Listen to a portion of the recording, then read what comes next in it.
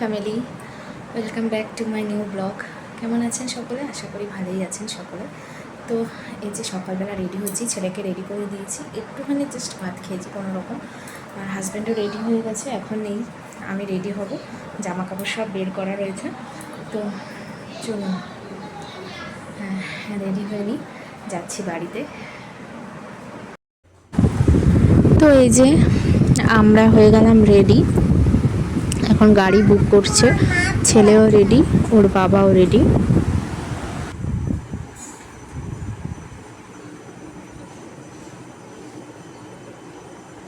সানগ্লাসটা পরো দেখি, সানগ্লাসটা পরো, ভিডিও করছি তো, সানগ্লাসটা পরো, সবাই দেখবে।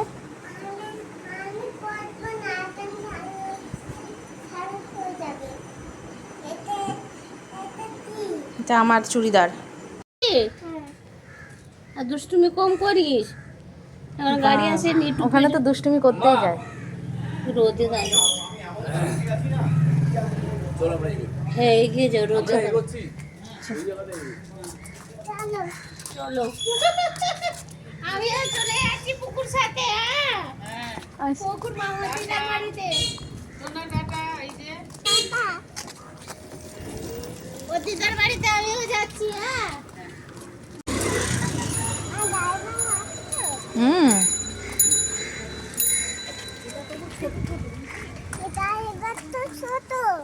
কি করবা? এই পাশ দিয়ে উঠে আয়, নেই এখান থেকে ওর ড্রেনে আবার পড়ে ঠরে যাস না। আয় আয়, গাড়িতে করে যাবো তো, গাড়ির মধ্যে কেন উঠবো মানে?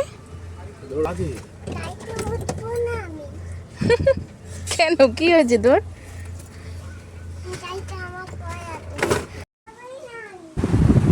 তো অবশেষে বাড়িতে এসে পৌঁছালাম, আসার সঙ্গে সঙ্গেই ডাবের জল কেটে দিল আমার বাবু। ডাব নিয়ে এসছে, আমাদের গাছেরই ডাব আর কি, লোক দিয়ে পাড়িয়ে নিয়েছে। আর এই যে আমার দিদির ছেলে, দিদিরাও এসে গেছে, কারণ ওদেরও গরমে ছুটি পড়ে গেছে স্কুলের, তো ওরাও এসছে সবাই, দুটো দিদি এসছে। আর দেখছেন ডাবগুলো কি বড় বড়, মানে বাজারে কিনতে গেলে এই একটা ডাব মানে 70-80 টাকা তো নিয়েই নিত। ভীষণ বড় বড় আমাদের গাছের ডাবগুলো।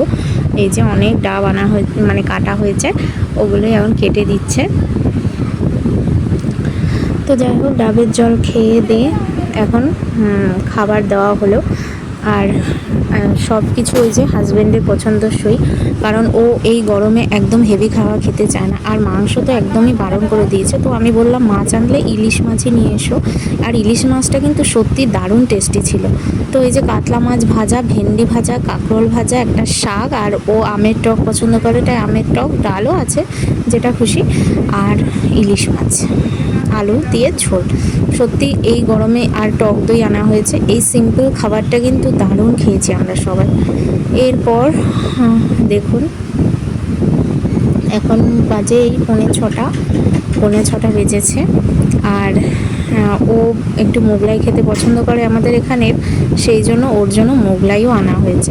একটাই আনা হয়েছে, ওই খাবে, আমার আর ভালো লাগছে না, আর তো কেউ খায় না। তো ও খেলো, এখন খাওয়া দাওয়া করে যাবে। আর ও ভাবছে, ও ছেলে ভাবছে বাবা মনে ওকে বাড়িতেই নিয়ে যাবে, ও আর কোলেই উঠতে চাইছিল না। তো যাই হোক, যেহেতু নেক্সট ডে আমার হাজব্যান্ড আসাম চলে যাচ্ছে, তো সেই জন্য আজকে রাতেই ও ফিরে গেল, পরের দিন আবার ভোর ভোর আসাম বেরিয়ে যাবে। এই যে আদর করে বেরিয়ে গেল, এখন বাজে 7টা, বেরিয়ে যাচ্ছে বাড়ির উদ্দেশ্যে। বাবাকে টাটা করে দাও। টাটা বাবা, চলো আমরা এই সামনে যাই। হ্যাঁ মা আসছি। হ্যাঁ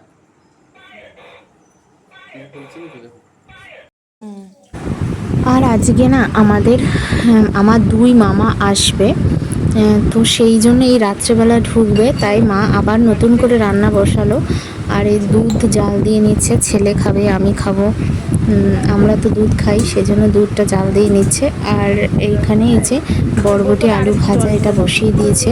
আসলে আমার মায়ের মামা বাড়ি আমাদের এখানের 2-3টে স্টেশন পড়ে, তো সেই কারণে মায়ের মামির শরীরটা খুব একটা ভালো নেই, সেই কারণে আমার মামারাও ওনাকে দেখতে এসছে। তো ওনাকে দেখতে আসলো, ওখানেই ছিল, দুপুরে খাওয়া দাওয়া করেছে, তাই সন্ধ্যার দিকে আমাদের বাড়িতে স্টে করলো আর কি।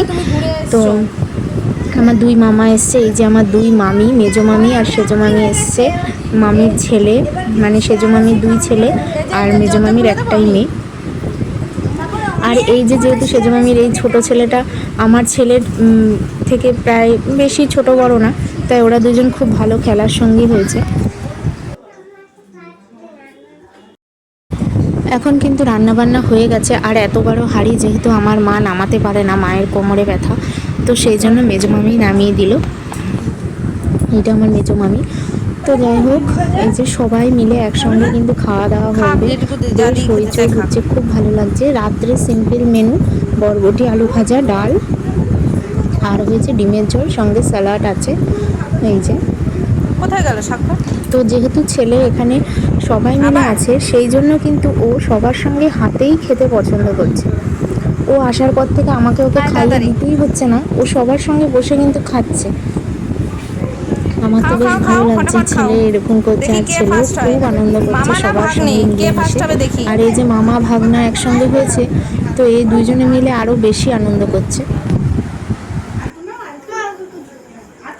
ও ডিম ঝোল খাবে মানে।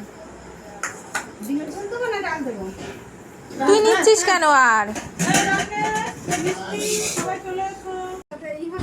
তো এই যে আমার দুই মামা, মেজো মামা আর সেজো মামা, আর ওদের ছেলে মেয়ে, এরা সব ছোট ছিল, এখন সবাই কিন্তু বেশ বড় বড় হয়ে গেছে।